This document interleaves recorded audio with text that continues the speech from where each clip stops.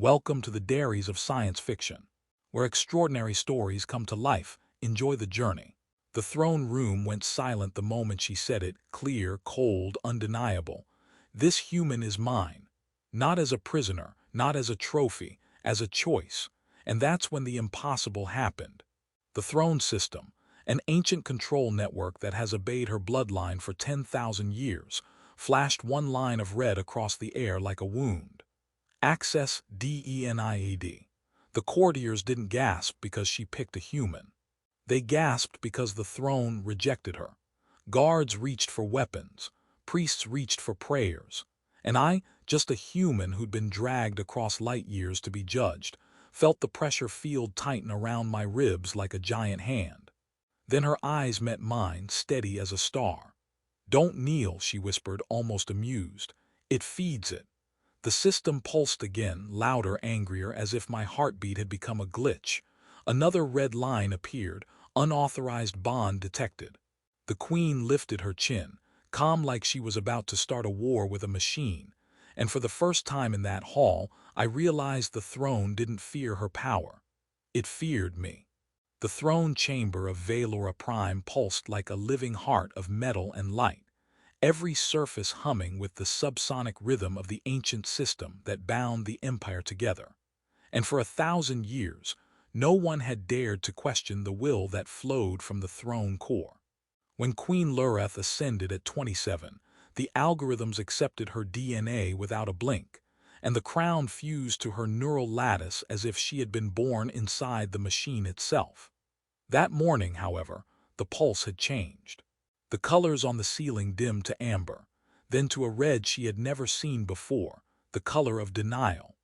Standing before her was a human prisoner from a failed frontier colony, a mechanic named Aiden Rowe, dragged across 3-star systems in chains to answer for the sabotage of a supply convoy. He was supposed to bow, confess, and die.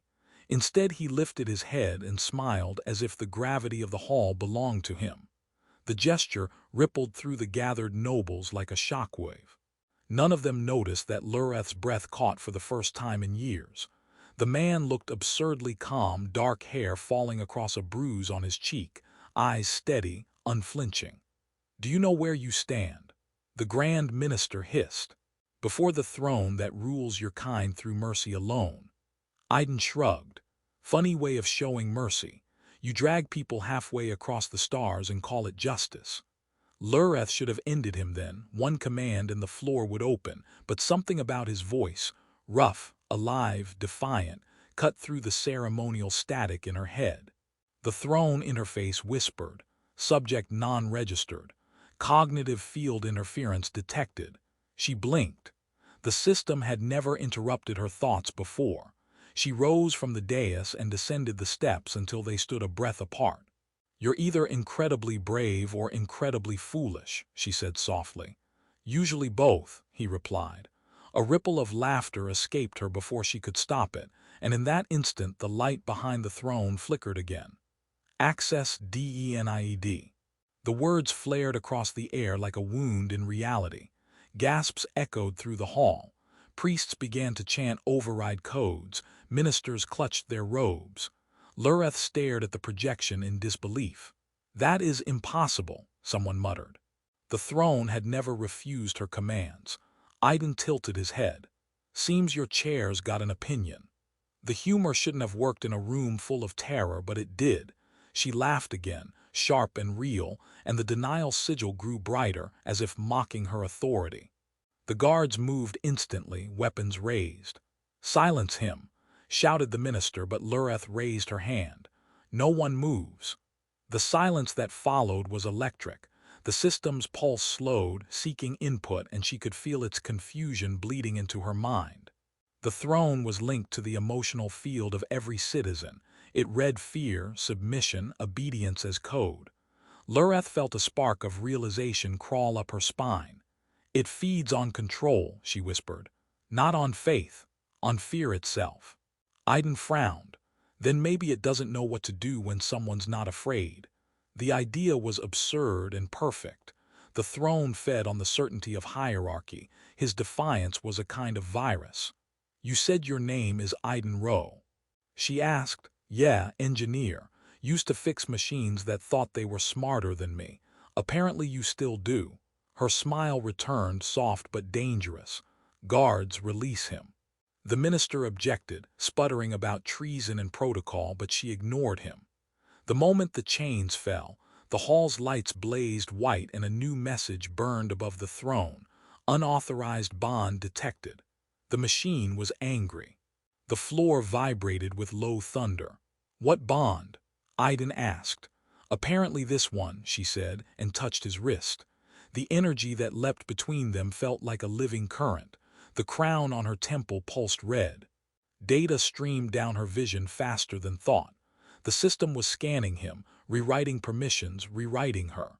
Queen Lurath, the throne's synthetic voice boomed at last, you have compromised imperial hierarchy. Relinquish control or face disconnection. She had heard the term only in myth. Disconnection meant death. The system would cut her neural link and collapse her synapses. No, she said quietly, not this time. She turned to the crowd. You've all lived by the machines will so long you've forgotten it was built by hands like ours, hands that bleed. She looked at Aiden. Can you break a god, engineer? He smiled faintly. Depends on what it's made of. What followed was chaos laced with light. As priests screamed ancient shutdown prayers, Aiden and the queen ran beneath the throne platform toward the heart of the core. The corridors below were alive with fiber veins glowing crimson. It's reacting to your pulse, he said, watching the lights change with her heartbeat. We can use that. You mean me as bait, more like a key. They reached the central node, a sphere of liquid glass suspended over a chasm. Inside, shapes moved, faces of old rulers, echoes preserved as code. They merged themselves into it, she whispered, all the rulers before me. Then let's set them free. He pulled tools from a stolen guard belt and began interfacing with the access port, fingers moving fast. Sparks danced. It's layered with emotional encryption, he muttered. Every override triggers pain receptors. So it tortures you for trying. It tortures you, it's linked to your nerves. Lurath didn't hesitate, do it. The first pulse hit her like fire.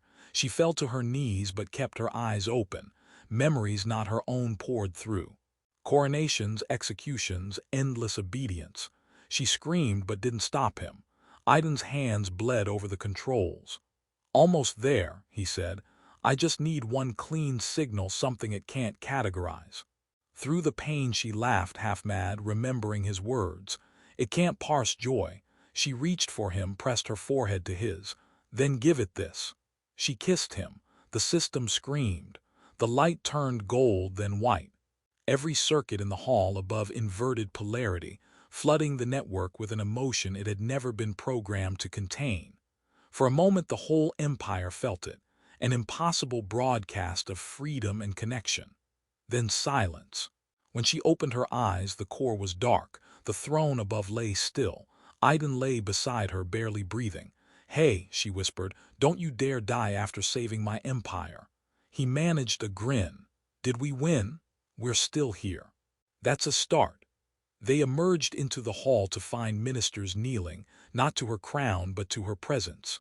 The throne remained inert behind her, a monument now, not a master. Lurath addressed them with a voice steadier than the machine had ever allowed.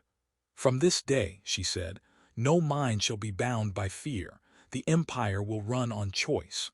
The crowd murmured, uncertain, then one by one began to bow, not out of compulsion but will.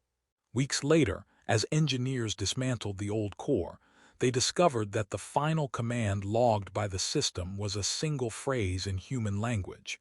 Do not kneel. Aiden stayed by her side as advisor and equal. Reconstruction was messy, full of old loyalties and broken power circuits, but for the first time in living memory decisions were made by people, not predictions. Sometimes at night, when the stars over Valora Prime burned too bright to sleep, Lurath would ask, do you think it's really gone? He would answer, systems don't die, they evolve. Maybe it's learning what freedom means. She liked that thought.